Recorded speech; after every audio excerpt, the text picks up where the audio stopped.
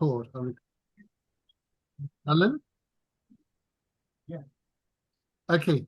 So, you may on the WhatsApp that I did a little treat about what it's about, but I'm going to explain again anyway, just in case. And it's always good to rehearse these points. And we need to be pin sharp, crystal clear about what exactly is going on. And then this Gemara comes quite easily. If we don't get it clear from the start, it's a problem. So the question we're handling all along the way is, oh, hello.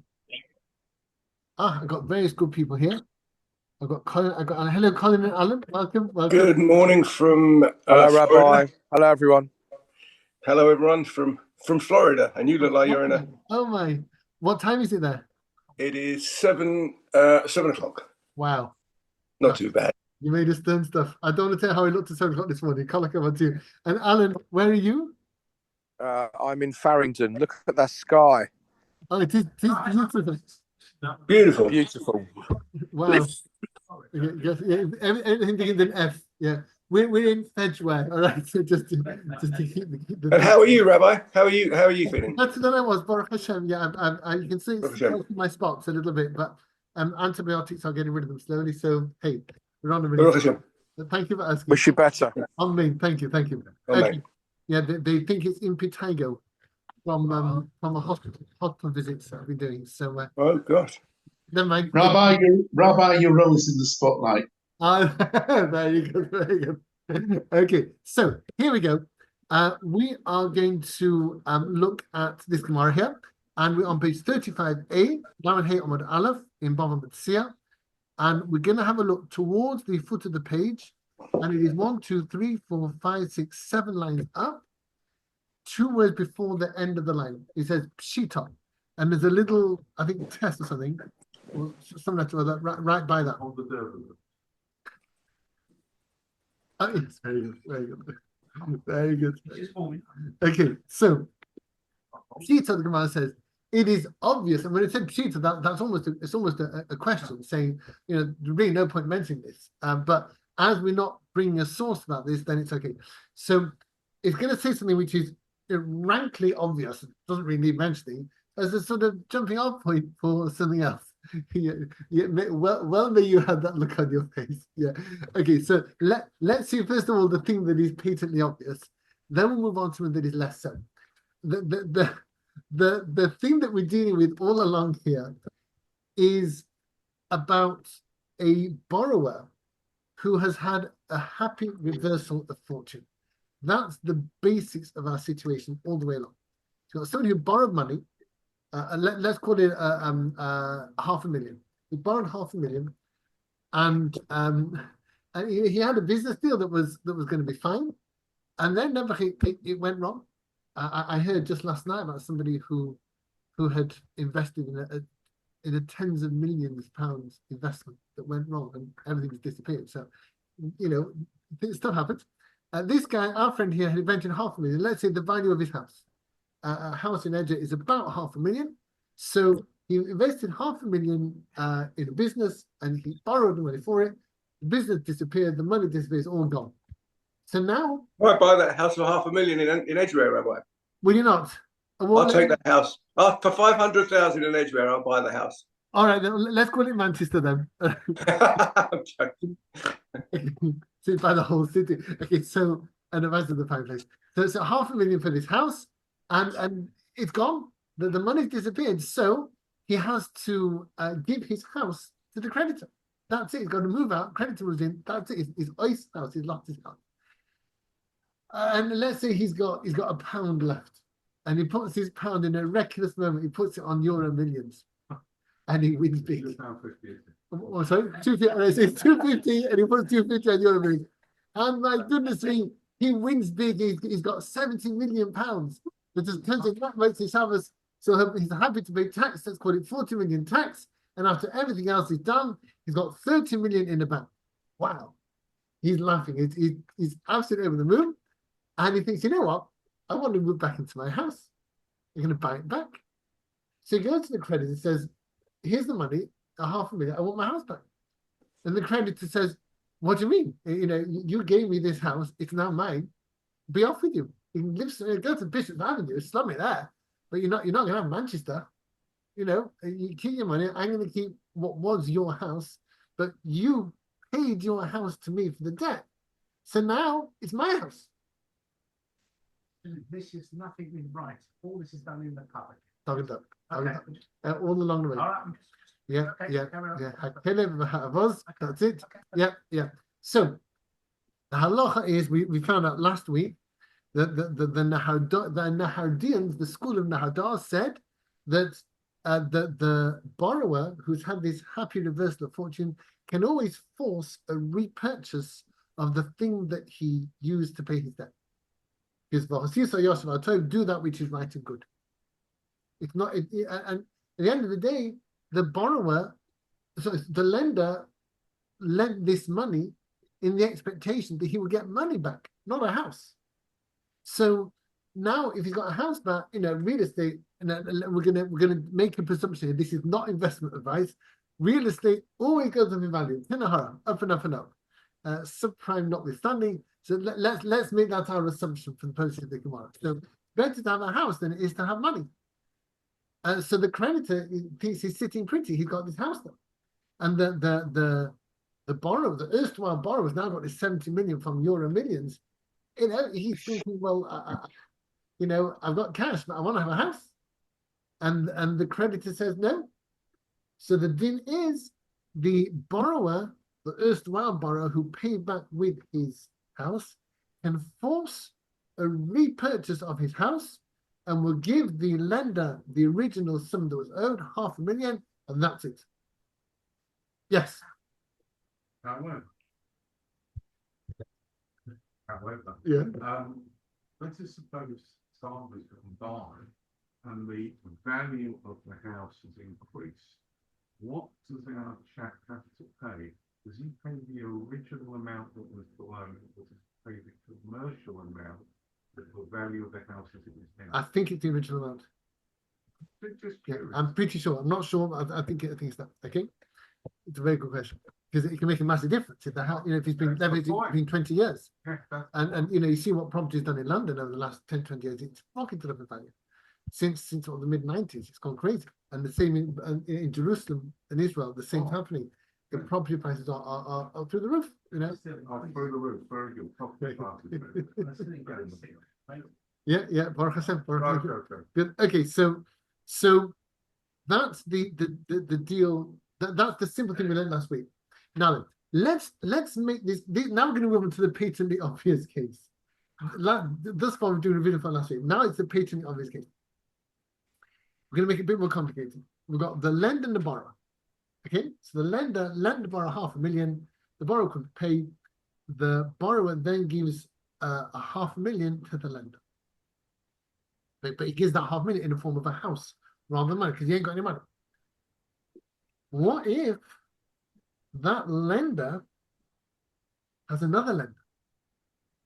He's actually in debt himself. So you've got lender number 2 who lent money to the borrower, but lender number 2 borrowed 500,000 from lender number 1.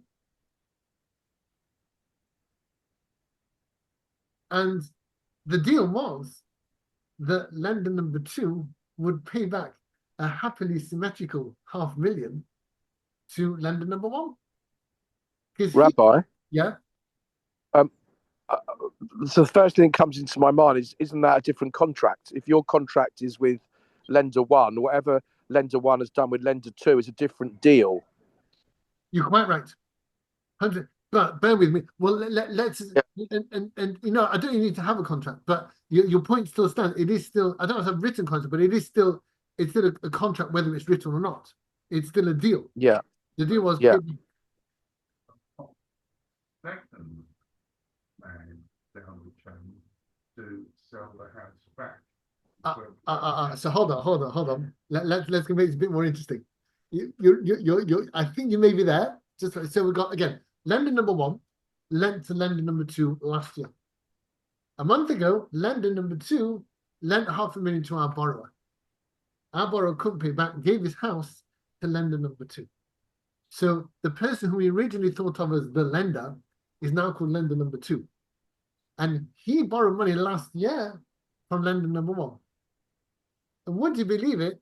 A week after this miser with the house, where the borrower had to move out and the lender number two moved in, lender number one bangs on lender number two's door and says, I want my money, $500,000. And lender number one says, I ain't got it. I'm sorry, lender number two says to lender number one, I ain't got it. So lender number one says, right, I'll have this house. So lender number two says, well, easy come, easy go. Goodbye. So he moves out, having just moved in a couple of days ago. He moves out. Lender number one moves in. Now then, that makes it Shabbos. The borrower wins the Euro Millions. And he comes to the second. He can, well, I'm calling lender number one, who's moved into his creditor's home. And he says, right, I want my house back. So let's say Alan's line. Alan says, lender number one should be able to say to this borrower, I don't know who you are. I ain't do business with you. You're just some random guy, turns up and talks to him about debts. You did business with lender number two. I'm lender number one. I have business with lender number one. I'm sorry, with lender number two. And I lent him money and he couldn't pay and he gave me this house. I don't know where it's from. Frankly, I don't actually care. All I know is this is my house now and I'm living in it. Shabbat Shalom. No, I see, mostly Shabbat. Shavua Tov. Shavua Tov. Okay. And the borrower is aggrieved.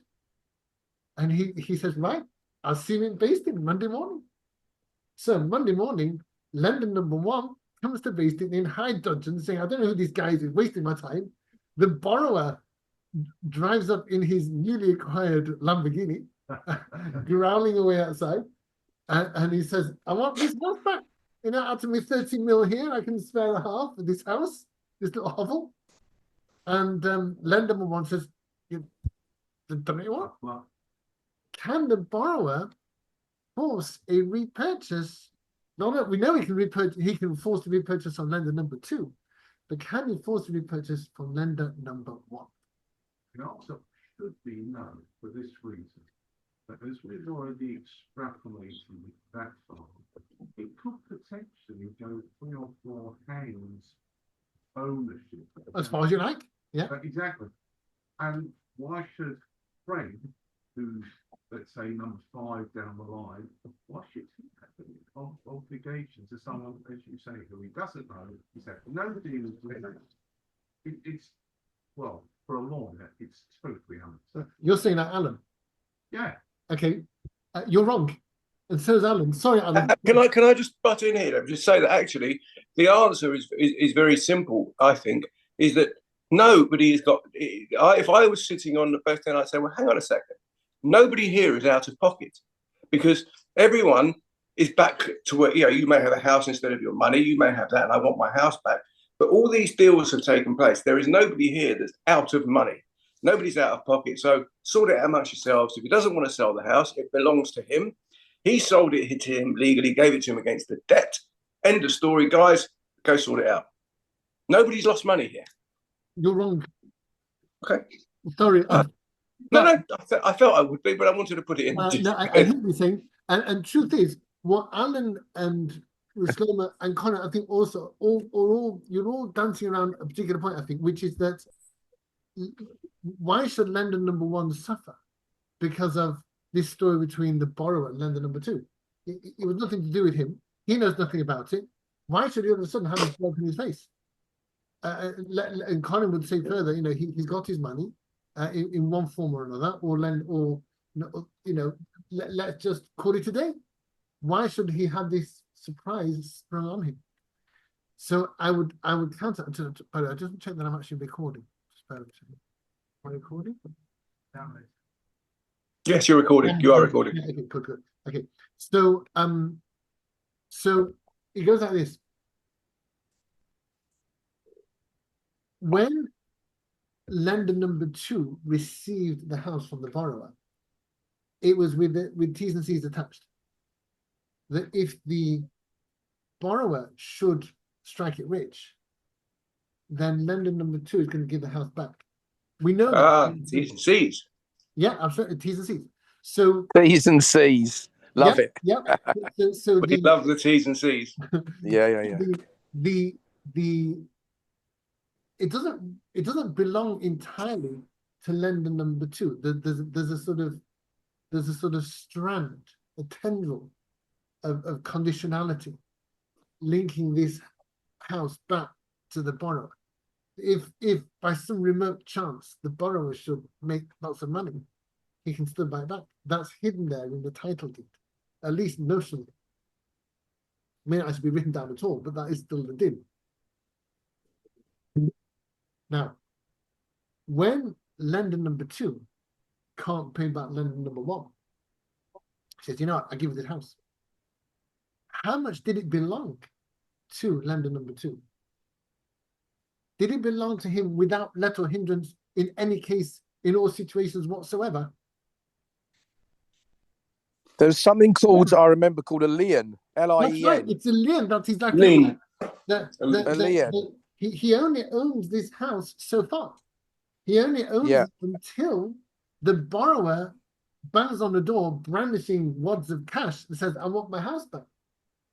Yeah. So when he gives the house to lender number 1, to his lender, he's only giving it as much as he can. There's only so much house he can give. He can't get rid of the link to the borrower. It's still there. So as much as he received it, with a big asterisk, T's and C's apply. So too, when he gives it to the first lender, T's and C's apply. That's as far as he got it. To put it another way, let's say, for example, I've got a car, and I've got this car from a friend, but the rule is I can't use it on Rosh Chodesh. On Rosh Chodesh, he wants it. Fine. If I give this car to you, can my friend insist on using it on Rosh Chodesh? Sorry? What, whether he knows or not, doesn't matter. Because I can't, the Rosh Chodesh rights aren't mine to give. I couldn't give you a right to use it on Rosh Chodesh because I never had that right myself. So the person who gave it to me, comes up to your house on Rosh Chodesh and says, I want my car, it's Rosh Chodesh today, he has a right to it. It's the same thing here. The thing is, Rabbi, one is a legal document, yeah, and the other is a religious understanding. Are they the same? Are they? They're just the same, because there's no halacha about using cars on Rosh Chodesh. It's just Okay. the guy said that every Rosh Chodesh I like to go and visit my mum. What if he said he wanted to use it every Shabbos because you're not Shomer and I want to use it? Ooh. Then what? We could talk about that. Probably get beaten up by the base team if you did that. Yeah, it's a good question. Can I just say that this does remind me of the gentleman friend guy that I knew won 100 million on the Euro lottery. Hope I come on a call here. Oh no, you got your. And the gentleman came over from the lottery, and he said, "Look, we're not going to give you the money straight away. What we're going to do is we're going to invest it into gilt-edged stocks. We're going to take the money, put it in gilt-edged stocks for 5 years. When that matures, we're going to put it into the Bank of England. They have a special share stock. We're going to do that. And after that, we're going to buy some cryptocurrency, put it in there." And the guy says, "Hang on a second. If you're going to mess me around, give me my pound back."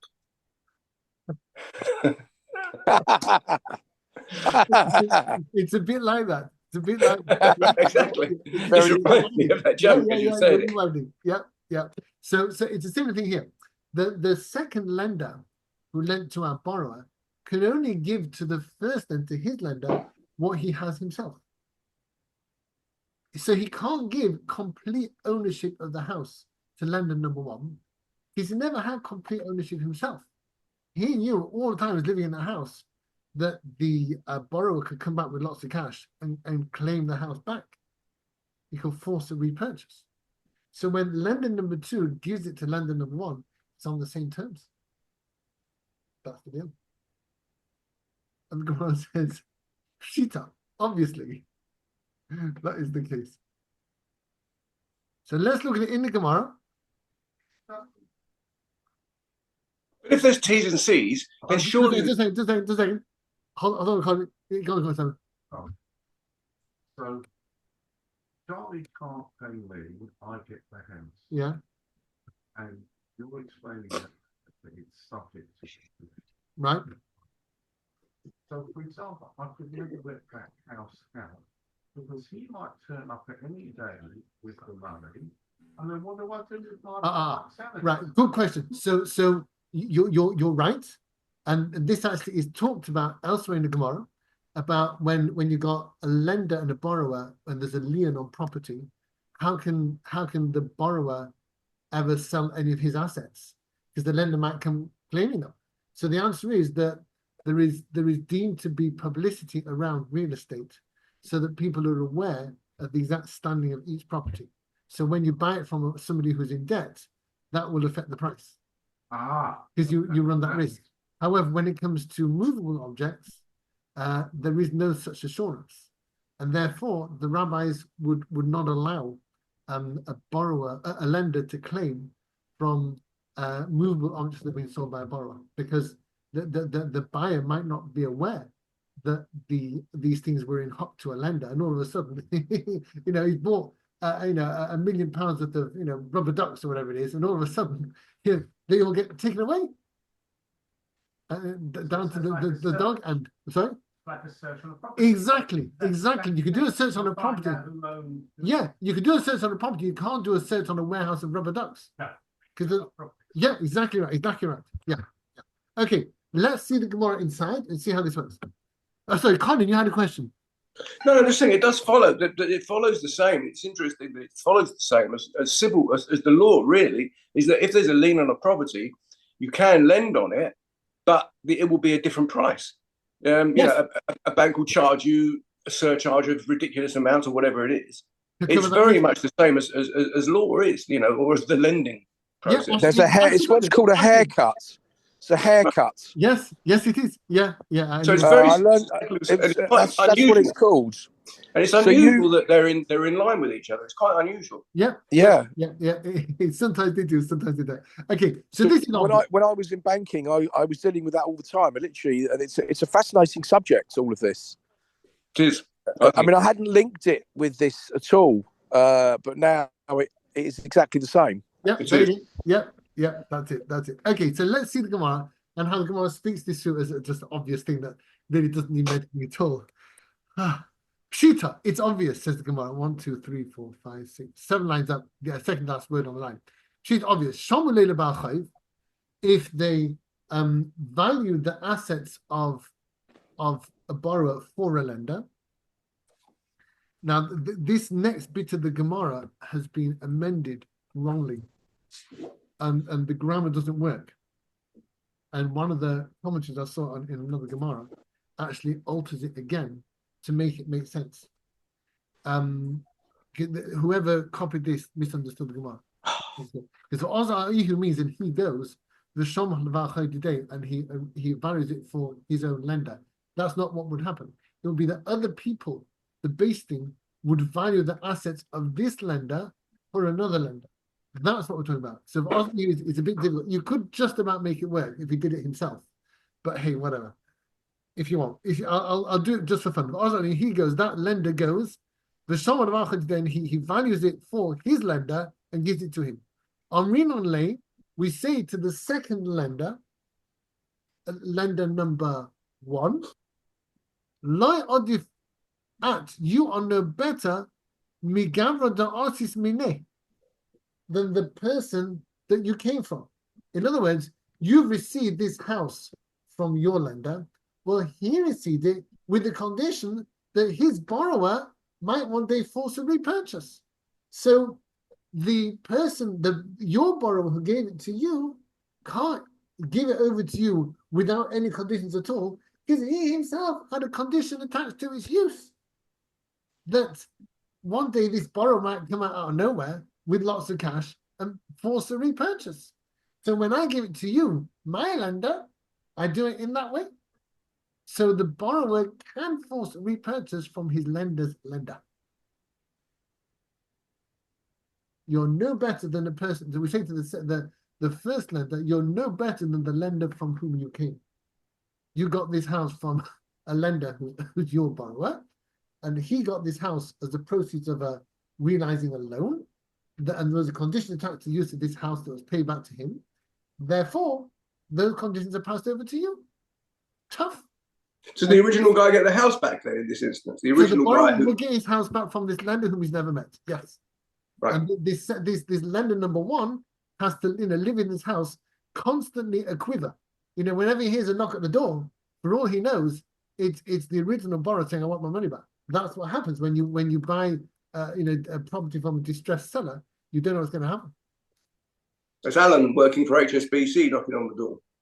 It could well be, yeah, and he'd be absolutely right to do so, absolutely within his right. Do you know, I've not worked there for 10 years. I can't believe it. They're still worried about you knocking on the door. They're still, let me tell you, yeah, you're not wrong. They're not wrong. Okay. You're not wrong. This is I thought very, you said very he's working interesting, for all of this. HSL. Sorry, Avram? I thought you were working for HSL. I don't know what that means. They do armchairs for elderly people. Yeah. Yes. I need one of those. I need one, Avram. My back's gone. Okay. Okay, let's move on. Now the Gemara is going to tell us something we couldn't work out for ourselves. But that first, which is obvious. 1, 2, 3, 4. And there's another mistake here. Urta with an aleph means night, but it's actually meant to be with a hey. You see the bracket there with the gimel. 1, 2, 3, 4, 5 lines up in the middle of the line. And urta with an aleph means night, but urta with a hey is a causative of the root yud resh taf, which means to inherit. So yoras means he inherited. Uris means he caused to inherit, which means he died and left this property to his heirs. Urta with a hey means he bequeathed it to his heir by dying. He bestowed it on his heir by dying. Urta. So we're talking about, you'll love this, a guy who lent money and the borrower couldn't pay back, and the borrower gave him his house. Then what happened? The lender went and died. So his son, the lender's son, inherits the house. Thank you, Dad. I don't mind if I do. Hold on. Then 10 years later, Euro million strikes again. The borrower from 10 years ago is in the money. He's absolutely minted. And if you can hear him over the din of his clinking pockets, he strides up to this house and says, "I'll have this house, thank you very much. Because 10 years ago, your dad got this house from me as repayment for a loan. And I'm exerting my right to repurchase it." At what price? Pardon? At what price? I don't know. Would it be the price he paid, or would it be the market value of that time? Let's assume the original price to make it harder. Okay. I'm assuming that. So because this was the loan, this was the deal. That it was that amount of money. It was let's say 500,000. Now I got 500,000. Well, I see so Yosef, I told you that which is right and good. I want my house back. And this owner of the house says, I don't know what we're talking about. My dad left me this house in his will. And the guy says, well, yeah, but your dad was my creditor. And I could have paid him back, but now he's dead. He's given it to you. I want it. Thank you very much. And the heir says, but it's my house. And the borrower says, yeah, but I got rights to it.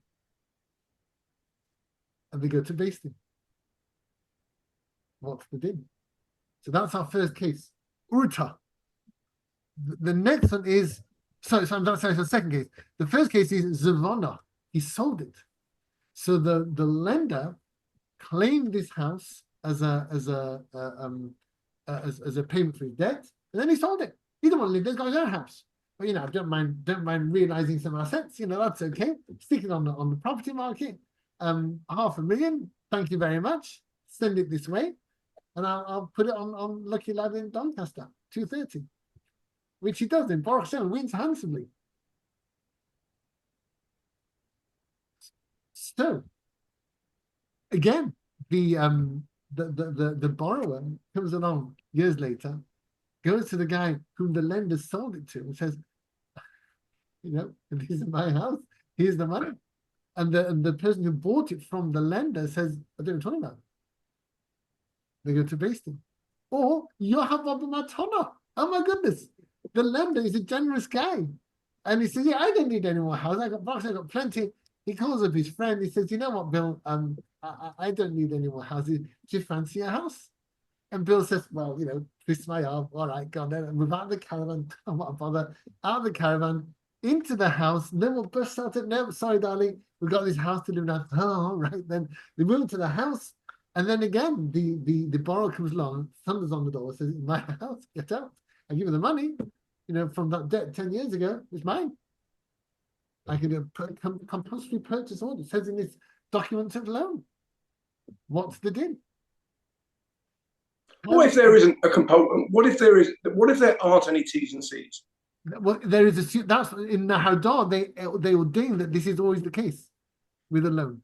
That if That there are or there aren't. That there is always the capacity for a compulsory purchase order. Okay, so there are T's and C's. Because if there weren't T's and C's, it would be a completely different case. Yeah, but it is deemed to be the case that a distressed borrower can always rebuy his assets. Right. Okay. The distrained assets can be repurchased. That's the deal. So the question, what about these three cases where the lender sold it, bestowed it by dying, gave it away? And there is a difference. It's irrelevant. Well, it's like this. Yeah. Then the length. I would call that, if I may, I would call that horizontal. In other words, the property was travelling in such a way that the original T's and C's would bind those into whose hands it comes. Yeah. Now we're talking on a vertical level, Right. where it's moving in a different direction. Yeah. I can't see why other people in that situation could be bound by something so remote. I can. I absolutely can. Would. I can. Yeah.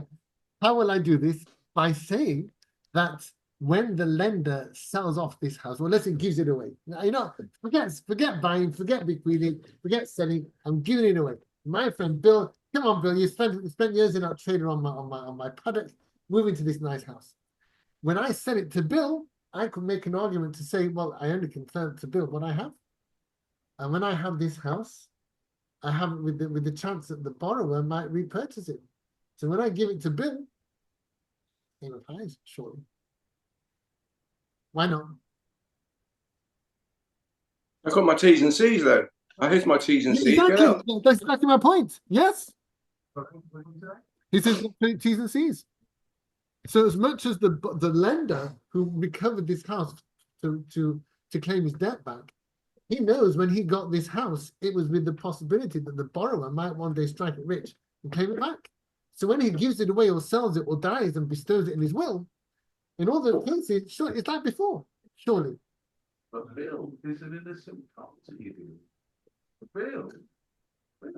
Go on. As given up his rights to sleep on the park bench, Yeah, or whatever it is, it's tough. and to better himself by coming into Charlie's house. Yeah. So he should at least have some compensation for the loss.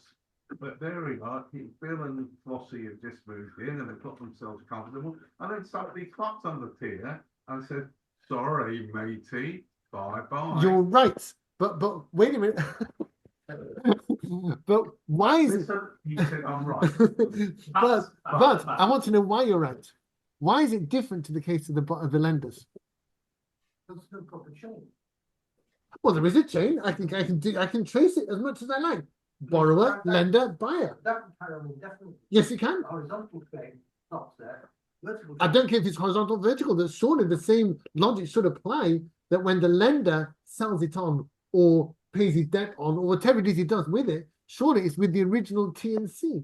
So how come when it's gone to a buyer rather than to another lender, how come all of a sudden the T's and C's are not transferred over? Hold on, Rabbi, surely then you would look to sue the lawyer who did the settlement, you passed it on to me, okay? It wasn't yours to pass on to me. You did all the settlement, whatever it's called, when you die. And actually, you should have picked up that I had this T's and this is it, and therefore, that's not your house. Your father doesn't have the right to give it to you. In fact, it's not, no, but if I'm lying, that's the problem. It's not true. Because Judge Kleiman's right, or Shlomo's right. if the lender sells it or gives it away, then the recipient of the house does not have to give it back to the borrower. Okay, but he has to give the money back. Think about that. But then he has to give the money back. Then surely he's received the money for the house, and if there was a T's and C's in place, then he's okay. The guy that's got the house, no problem. But the guy that sold it to him in that chain, he owes the original money back. Well, the borrower and he are already done because the borrower gave him the house. So the borrower can start again. He won euro million, so he buy another house. Not his business. But This is complicated. Hear this. The buyer, let's say the lender gives it away to somebody. So that person to whom he gave it says, I got a house. My friend gave me a house. That's what I know. So he gave me a house, I got a house. Fine. However, when you got a lender lending money to somebody else, and he lends it, however many lenders you want, what is the lender in principle entitled to? When he lends money, what does he expect at that moment? If all goes well, what does he expect to get back? His money and a return on it. So if he gets a house back, that's a bonus. But he can't hold on to it. Ultimately, he lent the money expecting to be repaid with money. So we say, you can't start taking a house for yourself and claiming rights over it that you don't have. Let the borrower buy it back from you, because ultimately, you only expected to get back money in the first place, and that's that. However, if somebody... Can I ask something? However, okay. If a buyer buys it from the lender, the buyer says, I'm not buying money, I'm buying a house. Therefore, I want a house. And our ideas about doing right and good stop there. Because you can't do right and good by the borrower and upset this innocent buyer or innocent recipient of a gift or innocent heir who received the thing expecting it to be a house. If it was a house, I want a house. Yes, Alan. I was just thinking laterally along the lines of the likelihood is, as we were saying earlier, that the property would have increased in value during the time of this deal. And so that must be an issue involved as well, because then I'm not saying it has gone up it might have gone up or it might have gone down, but that's going to be an issue as well with the value of the money. Right. As well. I don't think we're allowed to do anything with that, because if the lender gives the house back and it's now worth more money, and the borrower gives more money to the lender in lieu of that extra value, that could be rubbish. It could be interest on the loan. Because let's say, for example, the house goes from 500,000 to 2 million, and the lender says, all right, I'll sell it back to you, but for 2 million. So it turns out that the lender lent the borrower 500,000 and the borrower's paying back 2 million. That's rubbish. Then we're fine. No, I'm happy with that. That makes sense. But we're not doing about that. That's why you lost interest. Okay, so this is the difference. That there's a difference between a lender who always goes into this expecting to receive cash, and as long as he gets cash, that's all he can expect. But a buyer or a gift recipient or an heir receives a house, and therefore they expect a house. The truth is, it's not T's and C's really, because all this is about what is right and good. It's not really a T and C. I was lying all along. Surprise, surprise. It's a nice thing to do, you know. And yeah, it's a good thing to do. But that's, So hold on, but Rabbi, if you have got T's and C's, let's just go back there a second. Yeah. I have got the T's and C's. So surely the bank then can't say, we're going to ignore those. We're going to do the right thing. We don't care about the T's and C's. This is no, you can't do that. T's and C's are there. T's and C's are there. Whatever they may be. But for Sisa Yosef Alto, doing that which is right and good is not really a T and C. It's doing that which is right and good. And doing that which is right and good is not exerted